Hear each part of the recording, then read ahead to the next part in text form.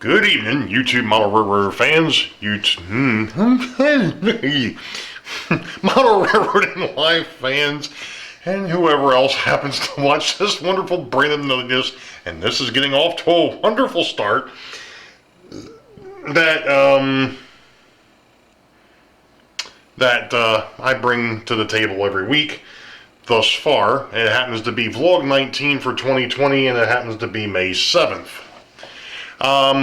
Actually, this vlog, in reality, started, I think Saturday or Sunday. I was working on something. Actually, I was working on the turntable, for the Boeville yard, and, there's just no way I can use that in a vlog. In fact, when I go ahead and upload that, it's going to go into another folder on YouTube, because it's just like that AHM locomotive fix. It's just going to take too long, and I need to get some parts, and so I basically have scrapped that portion. Like I said, it'll be its own little thing, just to give you some update as to what's actually going to happen with that. And once I put the video up, you'll understand a little bit more. But the track power kind of goes from the track through the center axle that the bridge track actually spins on, and goes to two little brass rings that are on that axle. And then from there, there's two wipers, one for each rail, that come off, and they go to another little piece off to the side where you attach the wire that goes to track power. The problem is I could never figure out how to keep the continuity for those two wipers on those two rings on that axle. As soon as it started to spin, it would lose connectivity, and it was either shorting out or it just wasn't there. So the other night I actually came up with an idea. I'm still looking for parts. What I'm going to do is I'm going to replace those two brass rings with bearings, sealed, basically sealed bearings, to where you'll have the inner race, which will go, or the inner diameter, which will go on the axle. The wire will go up to the track, and then the outside will be held in place, and there'll be a wire off of each one of those that'll go out to the power pack for track power. I think that's not going to break continuity like those wipers do. I'm really surprised that, Walthers hadn't come up with that idea to begin with, but hey, once I get the parts, once I find what I'm looking for, I'm going to get the parts, and we'll go ahead and we'll take a look at that upgrade to the Walthers 90-foot turntable. Anyway, on to other things. As some of you may have saw earlier this week, I actually had a minor accomplishment. The railroad now can be run from the dispatcher's panel alone.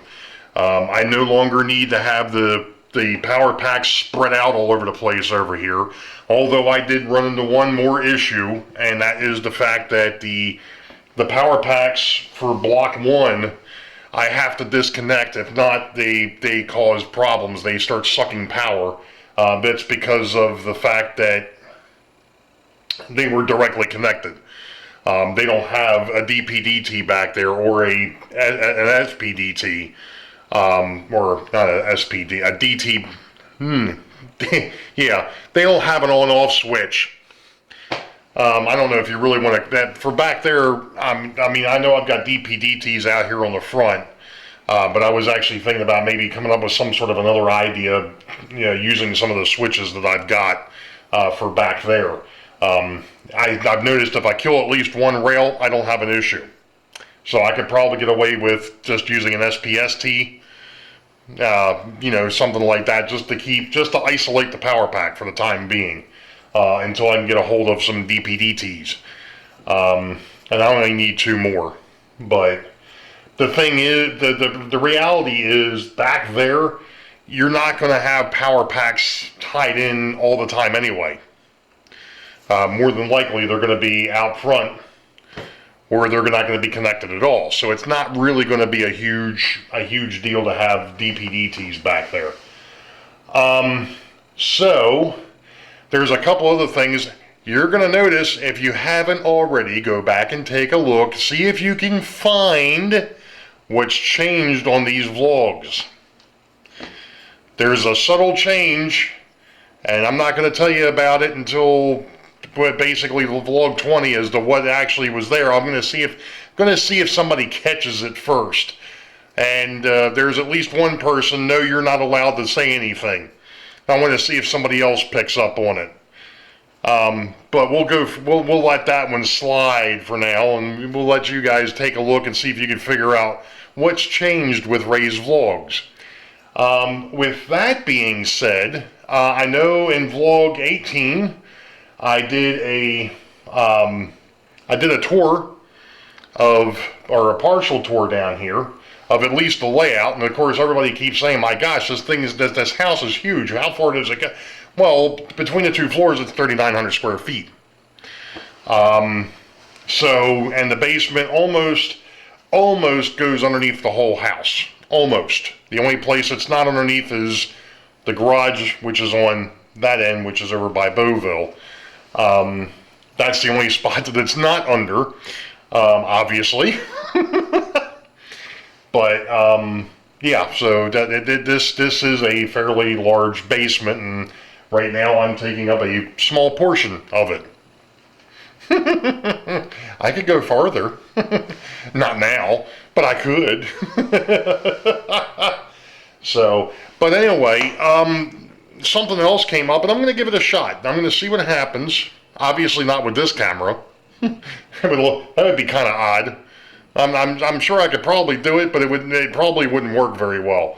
So what I'm going to do is I'm going to stop here for a minute. I'm going to go ahead and do this other thing, and then we'll be back. Well, one of the things I was going to try tonight didn't work. Got a slight issue with clearances. What I was doing is I had taken one of my flat cars and actually taken my iPhone and put it on the flat car and was going to run it around the layout and at the end of the train, but I forgot about the bridge that I've got sitting over here, and the phone won't fit through the bridge. Oops. So that's a little out of the question, and while I was running things, all of a sudden I lost connectivity on block 3.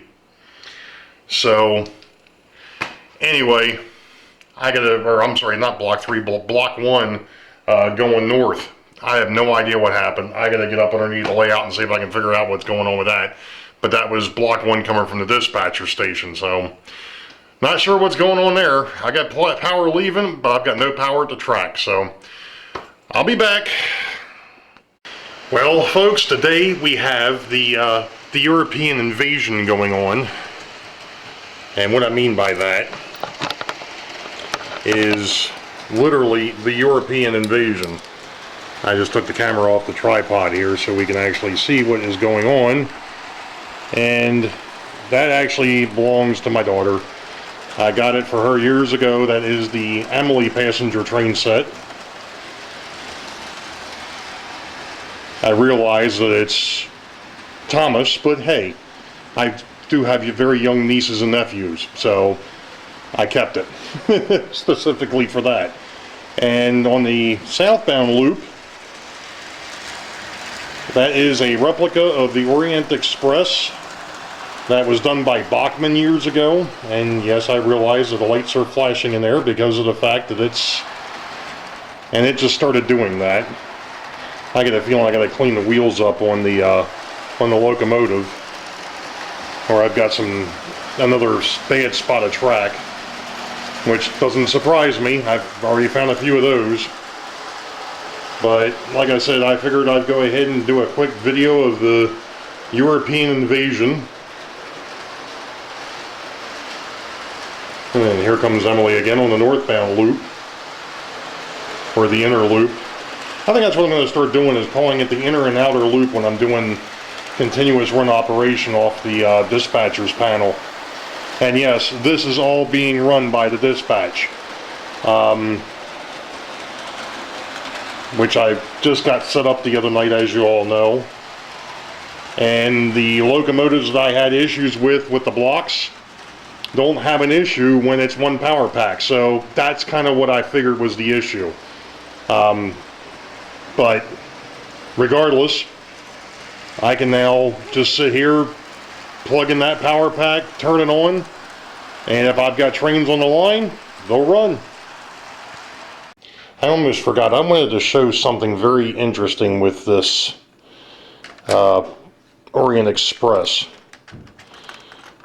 If I can get it off of here without dropping it or throwing it on the floor one-handed. I should have gone ahead and, oh, there we go. You would think that the locomotive itself is the power. It's not. It's a dummy.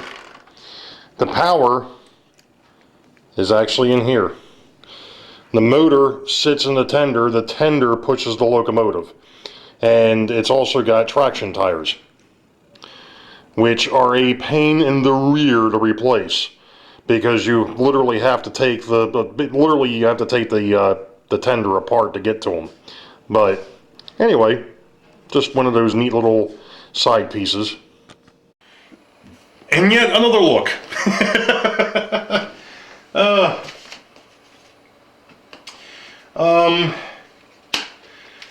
After doing running some errands earlier today, and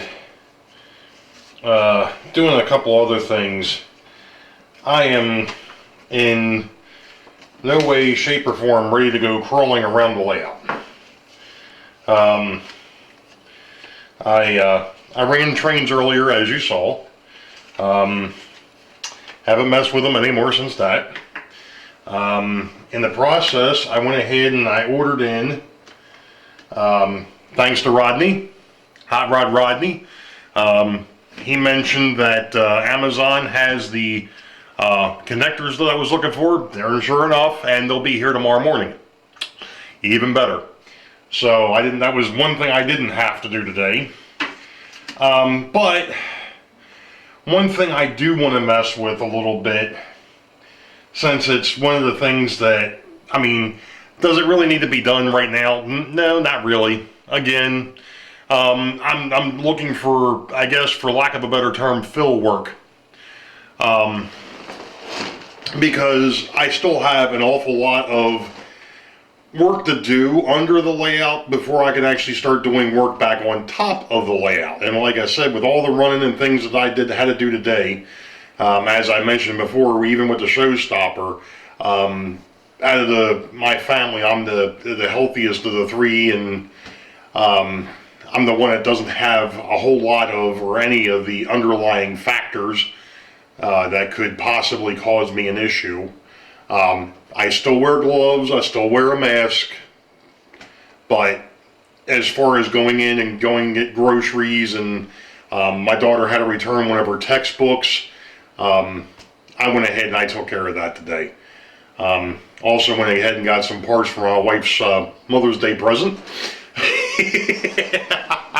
So, if we do have any ladies watching this week, happy Mother's Day a day early, because it happens to be Saturday, May the 9th.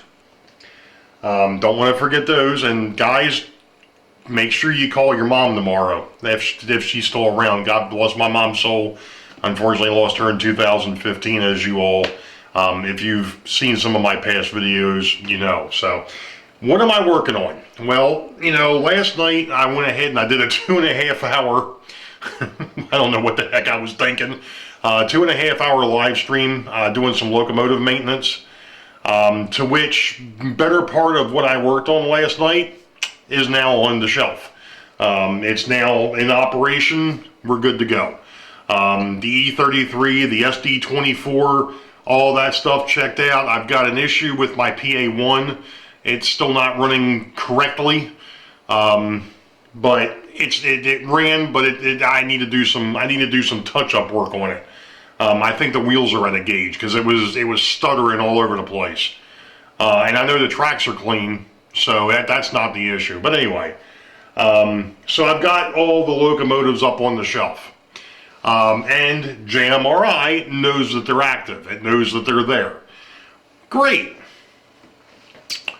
You know, the thing is we've talked about this in the past, you know, JMRI can go ahead and actually tell you about your locomotive or tell you about your trains. That's all well and good. I'm not quite there yet, but one of the other things that I was still kicking around and I still think I'm going to do is the car cards and the waybills, and I also have little pockets that I had made up years ago for the locomotives. This here just happens to be the template for one. Again, it sounds like I'm jumping all around, and you're right, I am. Namely, like I said, I'm taking my time now, and I'm also, you know, waiting for parts, and there's no sense in doing a whole lot up on top until I'm 100% satisfied with the electrical system. Not the electrical, I shouldn't say it is the electrical system, but it's the DC system. The DC electrical system. I gotta be happy with that before I can do much more on top. And to be able to actually sit there and start really messing with this a little bit and seeing what makes it tick and making sure that everything is going to work the way I want it. Again, I still have to be able to get, you know, I still have to be able to run trains a little bit just to see how things are going. Now, I can't really run the trains right now because nothing is really, I mean, I've got some stuff connected, but it's not 100%. And in fact, it's probably more like 25. I've got enough there to make it work, and that's about it. So that's what we're going to do tonight, is we're actually going to talk about car cards, waybills, and JMRI. And unfortunately, I'm not going to be looking at the camera because the camera's off to the right-hand side, and my desk is over here. So what are car cards? Well, let's go ahead and we'll start with the basics there. Some people know about them, some people don't. So we'll go ahead and we'll talk about these little dudes a little bit. The car cards are exactly that. This is a card that goes with all the rolling stock on your railroad.